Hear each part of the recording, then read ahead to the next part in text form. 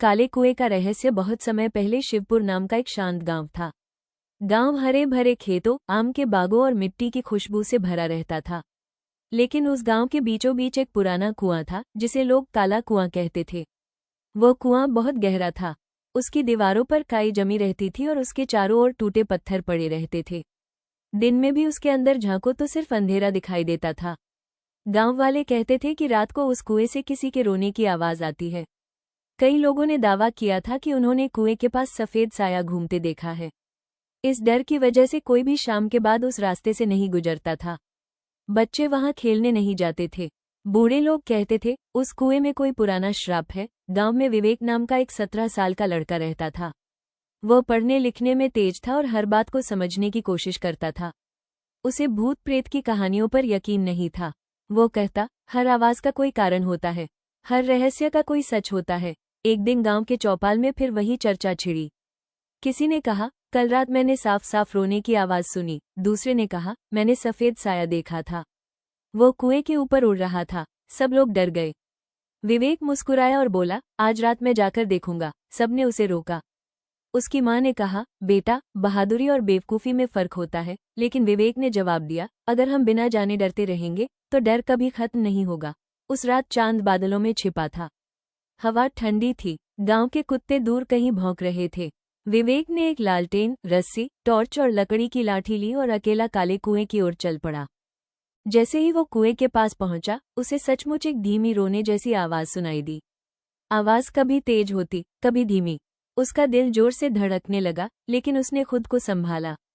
वह धीरे धीरे आगे बढ़ा। कुएं के पास पहुंचकर उसने टॉर्च अंदर डाली। नीचे सिर्फ अंधेरा था। तभी अचानक फिर वही आवाज आई, ऊ। विवेक एक पल के लिए रुक गया। उसने ध्यान से सुना। आवाज कुएं के अंदर से नहीं, पास वाले पीपल के पेड़ की तरफ से आ रही थी। वो पेड़ के पास गया। ऊपर देखा तो पेड़ की खोखली डालियों में हवा भर रही थी और उसी से रोने जैसी आवाज निकल रही थी। विवेक हल्का मुस्कुराया। तो ये पहला रहस्य था। लेकिन तभी उसकी नजर कुएं के पीछे पड़ी। वहां सचमुच सफेद साया हिल रहा था, हवा में झूलता हुआ, लंबा, डरावना। विवेक का गला सूख गया। उसने हिम्मत करके टॉर्च उस ओर घुमाई। वहां एक पुरानी सफेद चादर थी जो किसी झाड़ी में फंसी हुई थी। हवा चलते ही वो हिल रही थी और दूर से इंसानी साया लग रही थी। विवेक ने चादर उतारी और हंस पड़ा। दूसरा रहस्य भी खत्म। अब बस कुएं का सच बाकी था। उसने रस्सी बांधी और धीरे धीरे कुएं के अंदर उतरने लगा। दीवारें ठंडी और गीली थीं। नीचे जाते जाते उसे लगा जैसे कोई फुसफुसा रहा हो। उसने टॉर्च घुमाई। नीचे पहुंचकर उसने देखा कि कुएं के तल में पानी बहुत कम था। किनारे पर कुछ लकड़ी के बक्से पड़े थे। उन बक्सों के ढक्कन टूटे हुए थे। विवेक ने एक बक्सा खोला। उसमें पुराने सिक्के, चांदी के बर्तन और कुछ कागज थे। तभी ऊपर से किसी के कदमों की आवाज आई। विवेक चौंका। उसने टॉर्च ऊपर की। कुएं के मुहाने पर 2 आदमी खड़े थे। उनके हाथ में बोरे थे।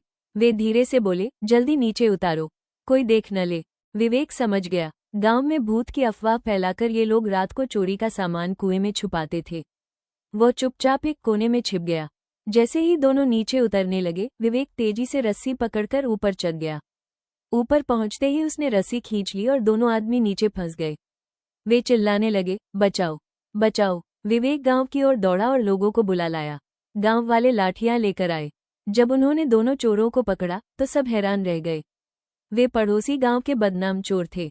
उनके पास से कई घरों का चोरी किया सामान मिला।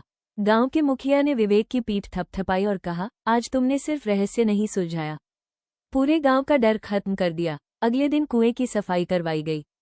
उसके चारों ओर दीवार बनाई गई। लोग फिर वहां पानी भरने आने लगे।